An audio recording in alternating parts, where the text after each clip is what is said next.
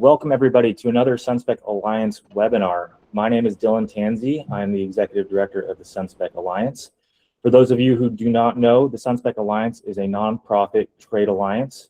Our reason for being is to grow the distributed energy resource industry. The way that we do that is through the publication and support of open, royalty-free communications and interoperability standards. And the way that we support ourselves is through membership and certification. Today's webinar is produced in partnership with one of our longtime members, Kalkitech. Kalkitech is one of the early adopters, one of the first certifiers of the SunSpec 23.5 CSIP certification program necessary for interconnection and qualification under California Rule 21. And this protocol is also now widely adopted globally as well. Today, we're going to be hearing from Kalkitech as well as one of their partners and customers, White Pine Renewables. And we're going to be hearing not only about their integration or their implementation integration pathway, but also some of their real life implementations and projects that they've integrated using IEEE 23.5 and CSIP. And so there's a lot to get through. Let's go to the next slide. So just some housekeeping items before I pass it off, starting with the antitrust and intellectual property provisions. So all SunSpec meetings are conducted in accordance with the SunSpec antitrust policy, intellectual property provisions defined in the SunSpec member agreement. This agreement can be found at the following address. SunSpec strictly prohibits market participants and their employees who take part in these activities from using their participation as a forum for engaging in practices or communications that violate antitrust laws. Confidential or proprietary information should not be discussed in open session. Please contact SunSpec management if you have any questions. So finally, before we pass it off, just a reminder, we are recording. So do please keep your camera off and your microphone muted to keep background noise to a minimum. Like I said, there is quite a bit to get through. So hopefully we're going to have some time for Q&A.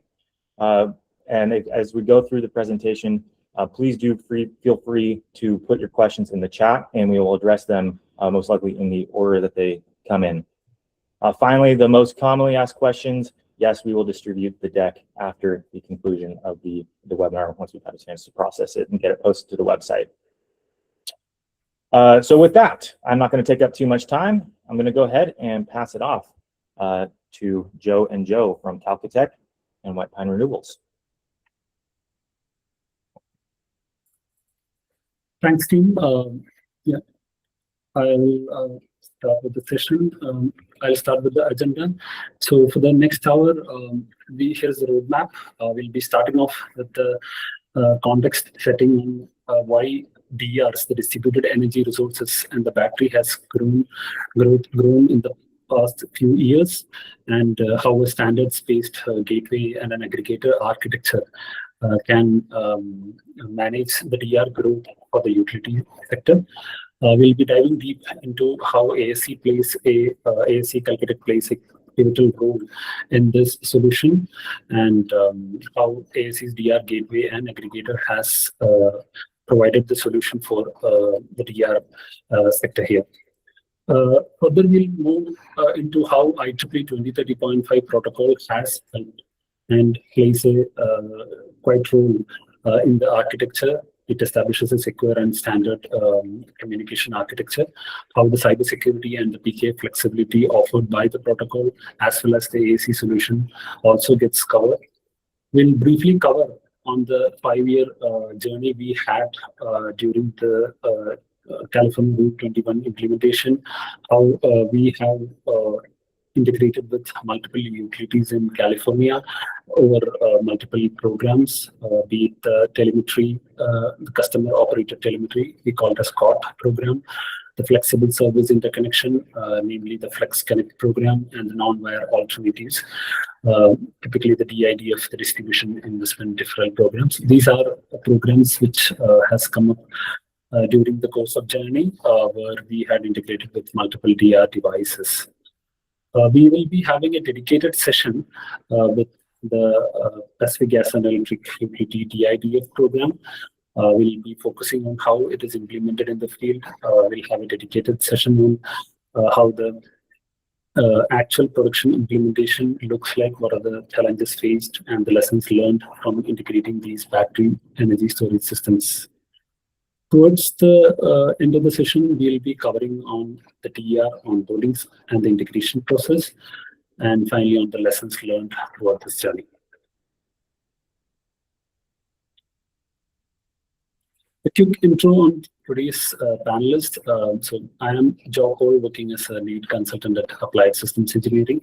I have over 15 plus years of experience in distributed energy resource integration and SCADA systems. I have expertise in IEEE 2030.5, SunSpec Modbus, and other industry standard protocols. And I have been leading multiple DR integration projects. I also support customers in enabling interoperability between DR devices and utility systems, guiding customers through protocol implementation and utility conformance testing. I'll quickly hand it over to Joe McLean to have a quick intro on his side. Good morning, everyone. So my name is Jim McLean. I'm the Executive Vice President of Business Development and Technology for White Pine Renewables. So focused primarily on energy storage, but all engineering, policy, corporate strategy activities. So these DIDF projects that we're going to discuss today were sort of my baby, and I worked on them everywhere from contracting proposals to operations now.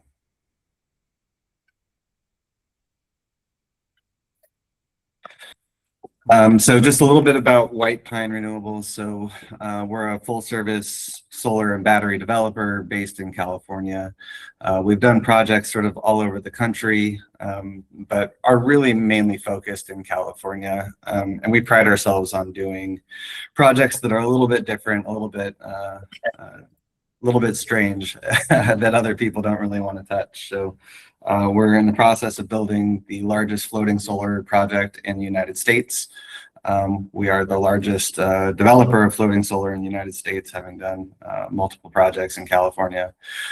We've also done, obviously, these DIDF projects that we're going to discuss today, as well as the largest disadvantaged community solar project in California as well.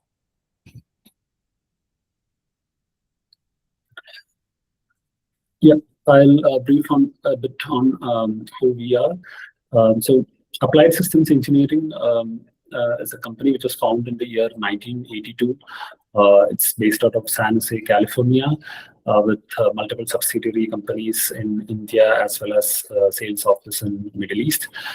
Kalkitech is primarily enabling, has acquired ASC in the year 2014. ASC is a protocol technology leader and a lead manufacturer of the RTU IEEE protocol test equipment for the SCADA industry. Kalkitech ASC enables the digitalization of utilities and renewables and brings in control, computation, and communication to customers to enable implementation of applications right from the edge at site all the way up to utility systems like the SCADA, ADMS, terms, or cloud. Today we have over 1,000 plus customers across 70 plus countries, and we are partnered with 20 plus other organizations across the globe. And we believe in standardization, and we have multiple affiliations with organizations and standards like IEEE, SunSpec Alliance, DLMZ Alliance, as you see. So we are not new to the protocol utility integration. We are already 44 years into this industry. To start with setting up the context for this session, why we need this session. Distribution grids are continuously being reshaped by the kind of rapid growth of distributed energy resources, electrification, and behind-the-meter storage. So this primarily creates a challenge as well as an opportunity for the utilities. So on the right-hand side, you can see a trend where the DR market is considered to double by 2027. And as you can see, the primary contributors to this growth is the battery storage assets getting integrated along with the EV assets. So let's discuss a bit on what's driving the DR growth in the United States. Starting with the grid reliability challenges, we are seeing increasing grid instability, which is accelerating the investments in distributed energy resources and resilient energy systems. Secondly, the interconnection relays, ISOs and RTO interconnection processes and queues are typically slow and are expensive. And this is primarily driving the utilities and enterprises towards investing more on the distributed energy resources and demand flexibility solutions. Thirdly, there are multiple government incentives that has come in. Federal programs like the Inflation Reduction Act, IRA tax credits, and the National Electric Vehicle Infrastructure Grant, which primarily allows the setup of EV fast charging network across the country, and other state-level incentives, which are significantly reducing the cost of DR adoption. So these primary factors drive the DR and battery growth, which we are seeing in the recent future.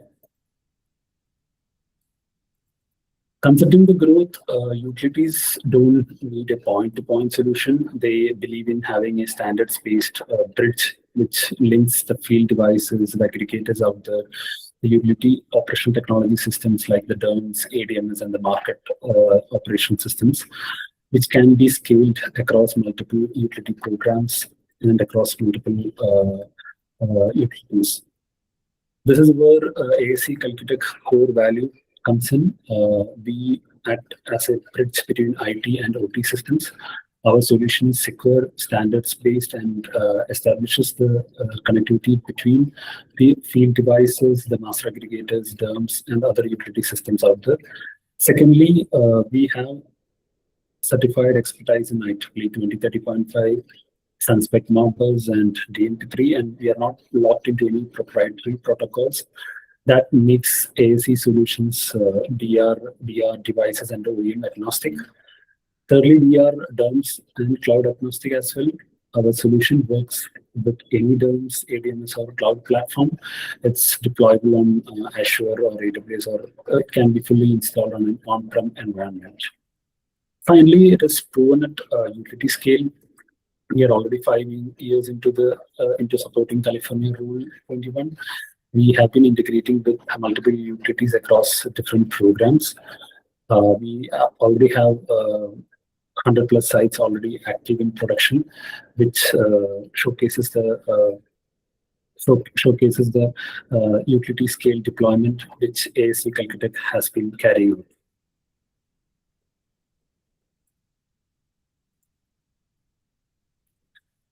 Diving deep into the KalkiIO product where the DR orchestration is handled, we have 2 primary components of KalkiIO, KalkiIO DR aggregator and KalkiIO Edge. KalkiIO Edge is a small capacity software which is primarily deployed on site and locally connects to physical assets like the solar inverter, battery storage systems, EV assets, and other controllable loads. It performs the primary data acquisition from all these assets by talking on their native protocol, and performs the protocol translation as well as the Edge DR orchestration. KalkiIO aggregator sits on top of KalkiIO Edge and performs the aggregation capability along with direct connection to utility systems, direct connections to BPP and market applications there. It has multiple connectors which can enable these integrations over REST API or MQTT or other external integrations. The primary value that is getting added as part of KalkiIO DR aggregator is it acts as an additional security layer as well as a communication aggregator, which helps in aggregating the different connections from sites out there and establishes a single unified interface to the utility system, reducing the network complexity to the utility side.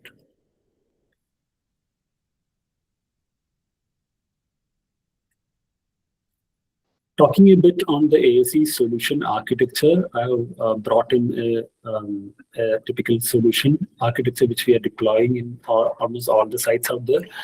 Towards the left, you can see the DR site with the physical assets model there. We have the solar inverter, which typically talks on SunSpec Modbus. We have a battery storage system with a controller, which talks on Modbus protocol. We have a reclosure, which is integrated over DNP3, and we have a site meter, which is integrated over Modbus. We have other DR devices like the EVSE equipments, which talks on OCPP protocol.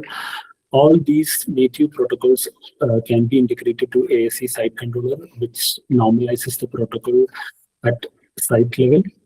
There is an ASE-DR gateway which performs the protocol translation at the site and provides data into Kalkitech DR aggregator over IEEE 2030.5.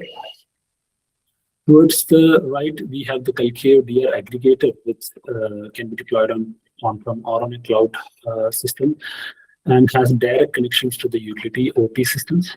It can connect to the DERMS over IEEE 2030.5, the ADMS SCADA system over DNP3, and it can connect over REST API to a market optimizer to receive the energy market related signals. The point of this picture is primarily to mention or to reinforce the fact that a standards-based gateway at the site and a DR aggregator layer will help in keeping the solution utility agnostic as well as a DR OEM agnostic. There won't be any custom protocol or proprietary protocol implementation considered in a solution architecture.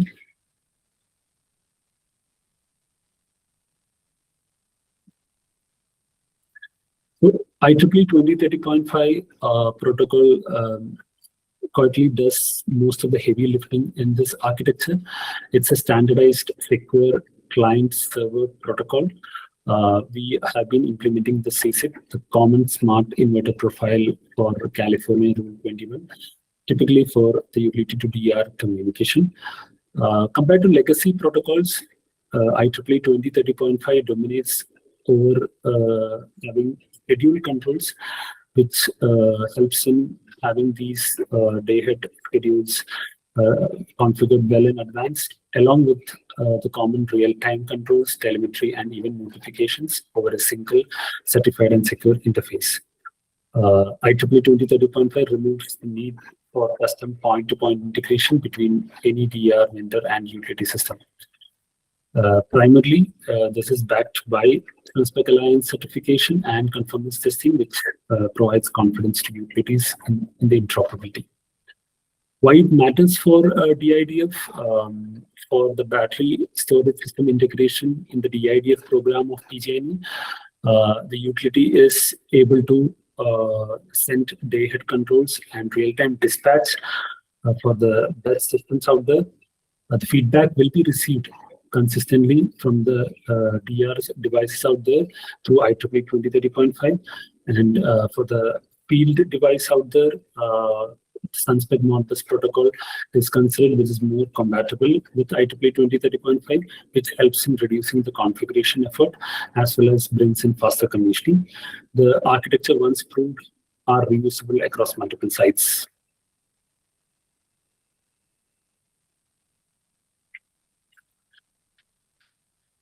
Talk on cybersecurity and the PKI flexibility brought in by the protocol as well as ASE solutions.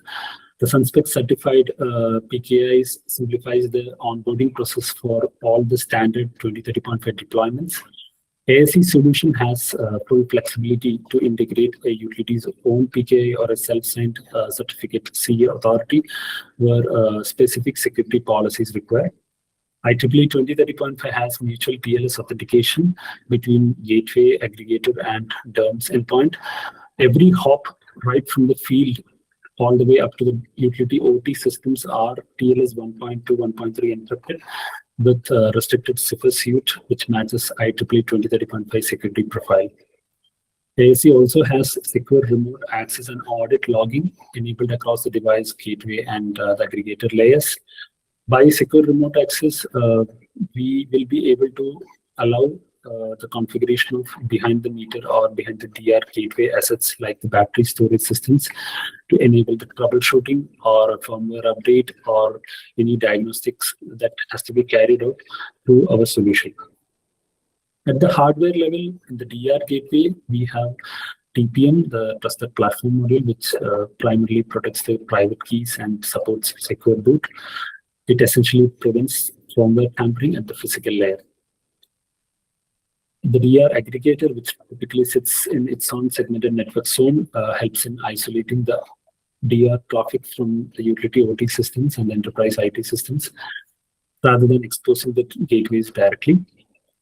Putting together, this is a defense-in-depth architecture primarily designed to satisfy the utility OT security and the network expectations.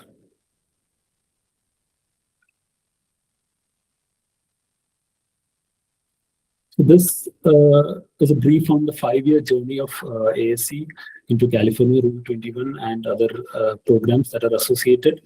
This timeline is the evidence of our scale, which we have been putting across in the DR market.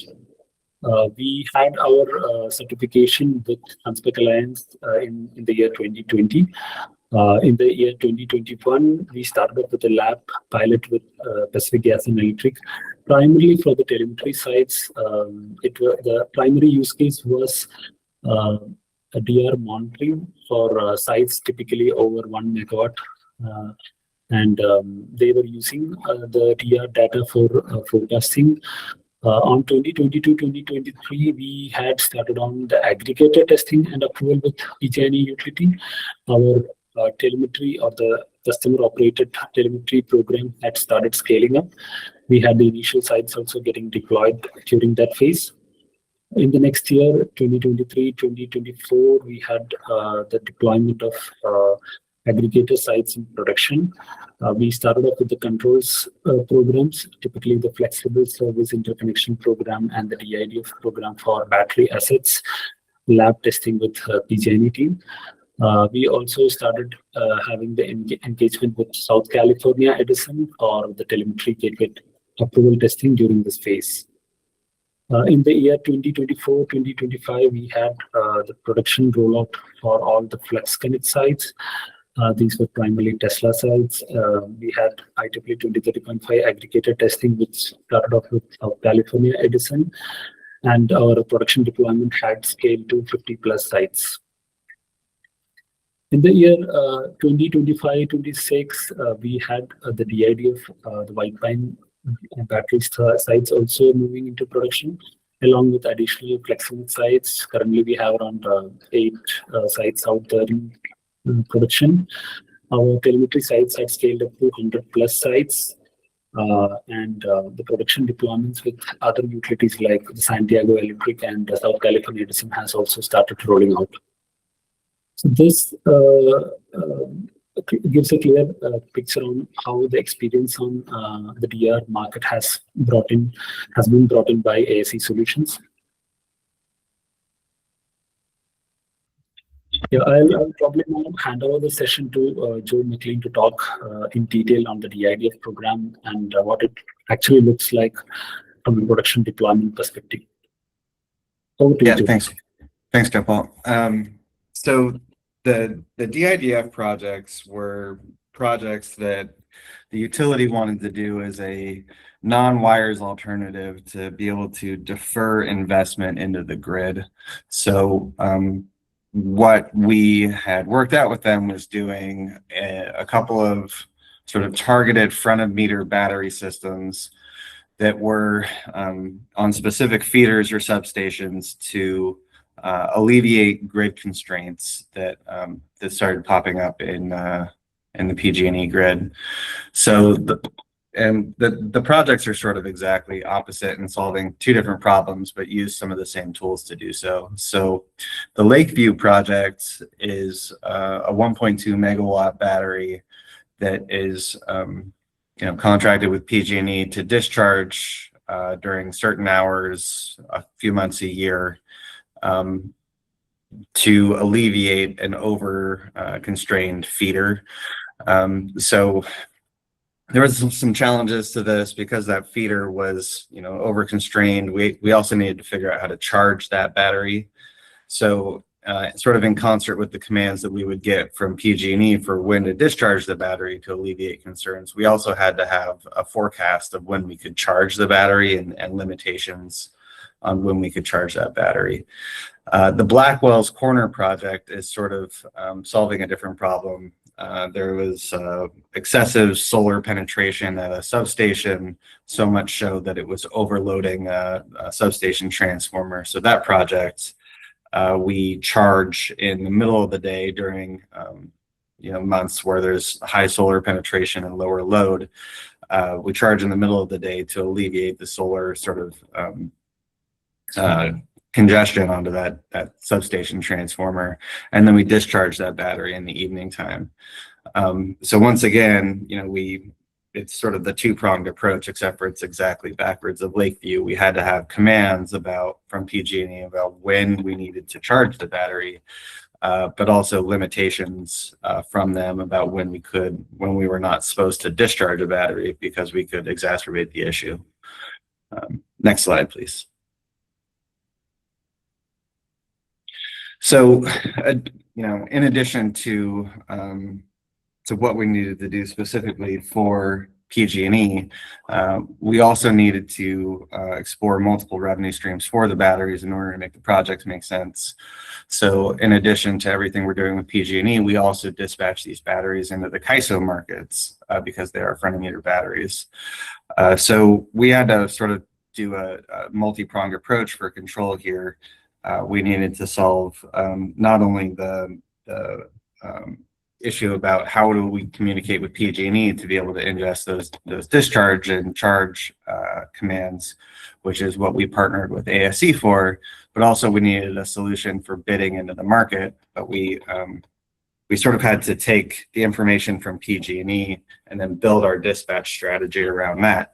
About when we could charge, when we could discharge, and also bidding that into the CAISO market. So it's sort of, we needed to find a couple of partners. We needed those partners to work closely together, and we figured out sort of a solution to that. The picture you see there in the bottom left-hand corner is actually the Blackwell site. You can see it's just sort of some batteries in the middle of the field. But next slide, please.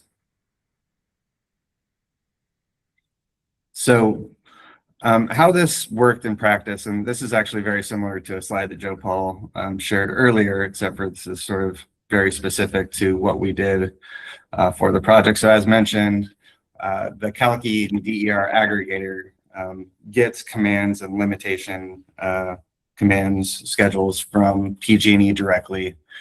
It communicates that through REST API over to Taiba Energy. Taiba then, ingest that data and then builds a discharge profile around not only what we need to do for the utility, but what the best thing is to do in the CAISO market. It then sends that schedule back to the Kalki DER aggregator, which sends it down to site into a gateway device. That gateway communicates with the site controller, which is sort of the central hub of everything we're doing at site. That site controller is communicating with the batteries, communicating with the recloser, communicating with meters, but is also communicating with the rig, which is the remote interface gateway for CAISO to be able to have real-time telemetry. So PG&E is getting real-time telemetry, CAISO is getting real-time telemetry, and ASE sort of sits in the middle of all of those things. This is sort of the slide in which we and the profile in which we built the entire site around. So it took quite a bit of coordination between Taiba, PG&E, ASE, Trimark, and Tesla in order to sort of get there. But I'll pass this back to Joe Paul. Thanks, Joe. So we'll talk briefly on the DR onboarding and integration process. Here's a 6-step process that a site starts from commissioning over to go live. The first phase, we start off with collection of site inputs for integrating the DR assets out there. site inputs as in the field details, the networking details, the protocol specifics, the Modbus maps or the DR registry out there. Those details are collected, and ASC team primarily helps in building the gateway configuration, performs the profiling of the device, and deploys the configuration over to the gateway for enabling the site commissioning. That's the second phase where we primarily support the DR site team to connect the devices physically over to the DR gateway. We help in ensuring end-to-end communication between the DR gateway and the field assets like the battery systems. As in the case of White Pine, we were primarily involved in integrating the reclosure, the site meter along with the Tesla Megapack controller. All these devices had different protocols which we were primarily involved in getting it commissioned. The third phase we have as an ASC site pre-testing, where we perform a comprehensive end-to-end testing between a utility server, it's a mock utility server, and the DR assets out there. The primary intent is to ensure that there are no surprises while we go ahead with the utility testing, and we'll be ensuring that the data reported are accurate and consistent. We then proceed with the DR registration with the utility system. It's the DERMS registration process, which typically varies from different utilities, utility to utility. And we have a smoke testing also carried out after the DR is registered to primarily ensure that the initial communication flow is established as expected. Then we have the formal utility SCADA testing, where we'll have site team deployed to ensure the value accuracy from the site equipments. We'll have typical controls getting scheduled from the production utility systems. The complete utility conformance tests are carried out continuously. It's a typical 4 to 5 hour.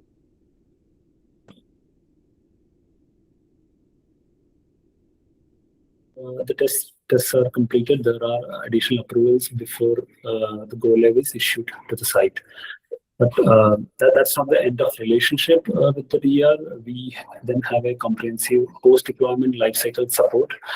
We monitor all the sites 24/7. We have the diagnostics getting monitored at the DR gateway as well as at the aggregator level. We have the fleet monitoring capability enabled. We have proactive engagement with the site team.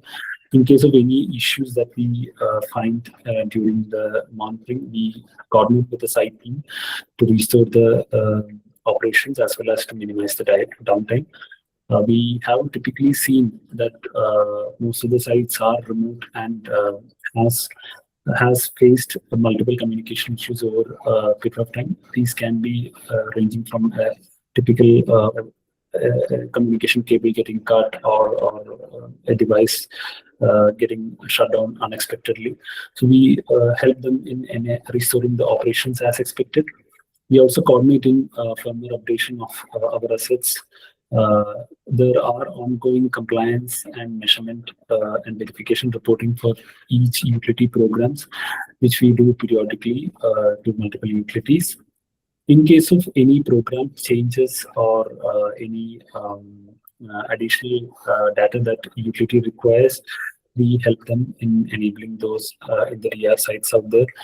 There are cases where typically a site gets upgraded with a higher install capacity. We enable the new DR also along with the existing. We help in performing the aggregation or aggregation of different DR type loads out there. Those are the primary lifecycle support activities that ASC carries out after the DR is onboarded and brought into production. With 5 years of experience and 100+ sites out there, we had quite a few lessons learned. I have consolidated the major lessons learned here. The primary lesson is the reusable architecture, which has been derived over time for different programs that have been brought in by multiple utilities. We have brought in a standards-based architecture, which has been proven at the initial sites like the site, and late sites have started getting adopted with the same architecture. This has in turn helped us in reducing the commissioning time, and the interconnection time was much faster. Secondly, we obviously require a tight coordination between multiple entities here, utility, the DR developer, and ASC. In case of a market integration, the market integrator, along with if there is a site commissioning team, then that's another entity that needs coordination. So we have brought in a process that primarily saves the interconnection time by having tight coordination between all parties. And as I mentioned in the previous slide, the pre-testing process, which was brought in as part of the scale-up, has started reducing the reworks that has occurred during the course of time. The surprises that we have typically faced during utility SCADA testing were also reduced as part of the pre-testing process. There is a test doc which has been derived, which specifically focuses on reducing this commissioning time. Additionally, we have been integrating with multiple DR devices across 5 years. So right now we have the DR device profile for most of the you bring in any device, we'll have a templatized configuration which is readily available. So these templatizing has enabled us to cut the configuration time and has brought in consistency across sites. Next, we have been recently seeing cybersecurity related requirements that comes in as part of newer programs brought in by utility. So we have started getting early alignment on the cybersecurity and the next set requirements, which is mostly time consuming, and we have started having it early aligned so that we avoid later rework and schedule slips. Finally, we have derived commissioning checklists and runbooks primarily to reduce the onboarding time and standardize on the go-live steps. These are primarily found in coordination with multiple utilities, so that we have a common standardized process which can improve the DR interconnection time in totality. With this, across the scale of ASC, operational discipline is the primary key lesson that we have learned, which enables the scaling in the DR as these DRs are expected to scale in good numbers. Yeah, with this, I'd like to conclude the session, and thank you for joining, and hand it over back to the SunSpec team. Awesome. Thanks so much, Joe Paul and Joe McLean. Really good, informative webinar here.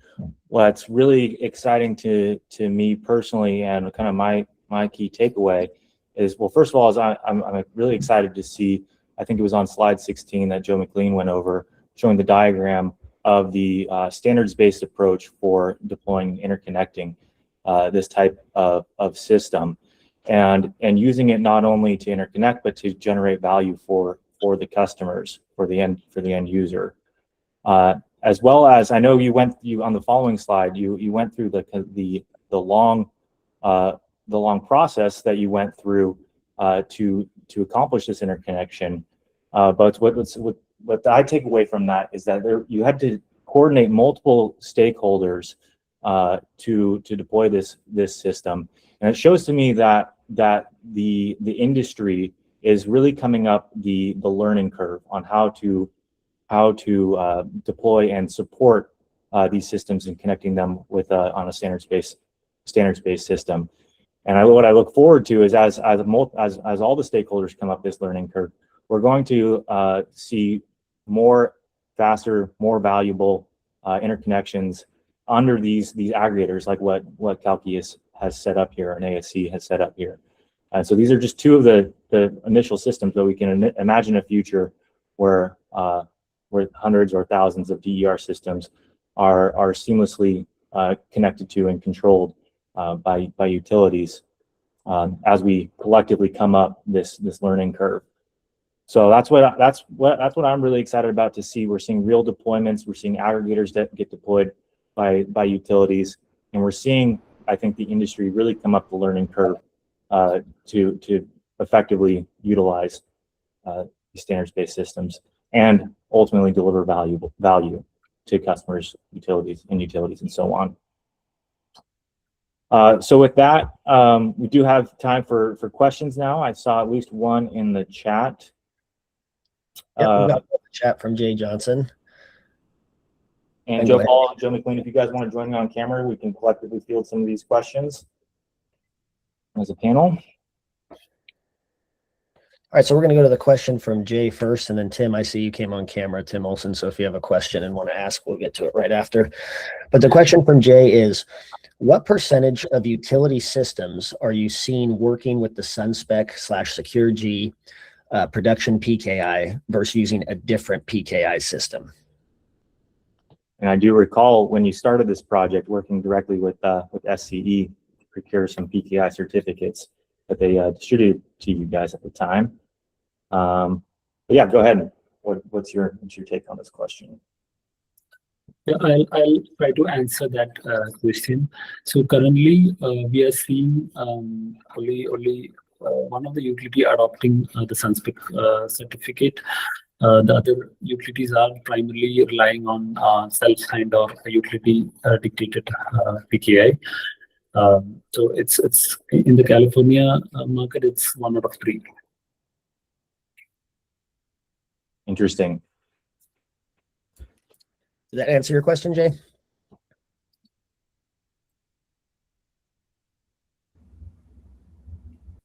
It did. Thank you very much. Great. I do wonder how long they're going to be continuing on self-signed certificates with more stringent cybersecurity requirements coming online. Self-signed certificates are generally considered a significant risk and vulnerability. I'm not familiar with the infrastructure behind self-signed certificates, so that'll be interesting to hear more about as the industry progresses. Great, thanks for that, Dylan. Arila, we have a question from Arila Barnes. Go ahead. Yes, hi. I have a follow-up question on the self-signing PKIs. What are your recommendations for behind the meter or off-grid setups that are not necessarily interacting with the grid just yet?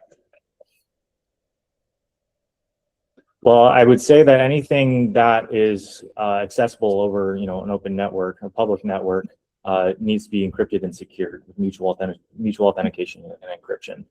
And the mutual authentication to abide by, standard cybersecurity practices globally, it needs to be tied back to a secure route, secured, with all the industry standard, being in a bunker, with armed guards and barbed wire, and in a certificate policy for managing the various sub-CAs as well. That's my take. Well, I'm curious if the network is actually local, right? It is not really a public internet at play. It's more like a local Wi-Fi or local WAN type of setup. How does that reduce the cybersecurity risk, in your opinion? Well, by convention, for years, the local area network has been left unencrypted and unsecured. I do see, right now we're globally going through a tightening of cybersecurity regulations, and I would anticipate that more and more we're going to see it disallowed to leave even local networks be left unsecured. Thank you. Thanks, Arilla. Good to see you. No problem. Same. Yeah, thanks. Good to see you as well. Did anyone have any other questions? Feel free to put them in the chat or come off mute.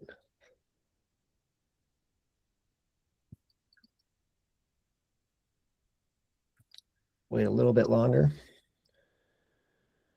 Just want to say thanks again to Joe Paul and Joe McLean for a great presentation today. Again, the recording will be posted to the website and YouTube afterwards. We'll also have a written summary, and the deck will be on the website as well. So stay tuned for that shortly. Yeah, and Oh, go ahead, Dylan.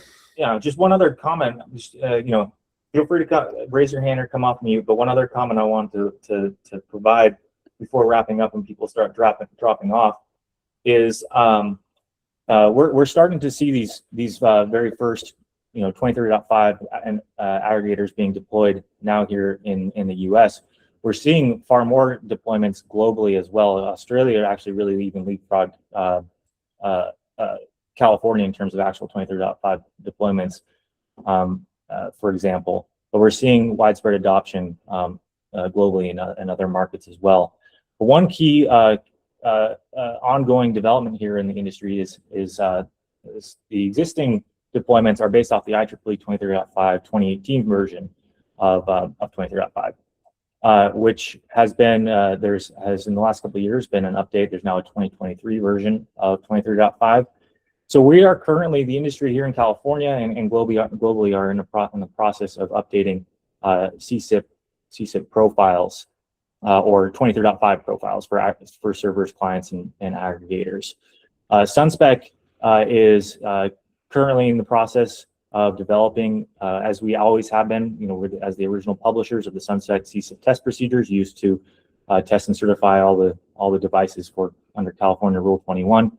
We're leading the development of the updated CSIP test procedures, incorporating all the lessons learned from the years of certifying products, as well as incorporating the new requirements and features and functionality from 23.5. And so that work group is currently actively meeting. In order to be part of the drafting process, you do need to be a member of the SunSpec Alliance. There is, of course, also ample opportunity for non-members to contribute and participate. As the specifications go through our standard drafting process, the standards get promoted from draft status to test status. And during test status, the public non-members have the opportunity to comment and provide input on the specifications before the group has a final vote to mark the final standard approved. So this is an important development going on right now. So I want to really encourage everybody to join the Alliance, participate in the drafting process. If you're not a member, can't join, keep an eye out for the test releases where you'll have the opportunity to comment and provide input. We anticipate actually the first updated version of the CSIP test procedures to be released in September of this year. So that's coming up here quickly. But it's a great opportunity here to stay out in front of the ongoing and developing requirements for these standard communication protocols. We actually also have a 23.5 profile for V2G AC applications currently available for public review and comment as well. So a little call to action to come and participate if you're working with 23.5 interfaces to participate in the standards update. Of course, a key consideration here is always going to be backwards compatibility, so we can have these systems like what we just went over. We'll continue to interoperate as well.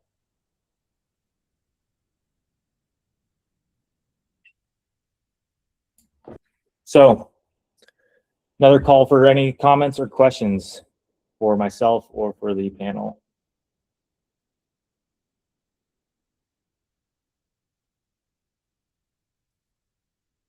Okay. Well, if there's no more questions, so you can always email us at membership@sunspec.org with any questions, and we'll get back to you promptly. Thanks again to all our speakers. Thank you, Dylan, for all the great content today.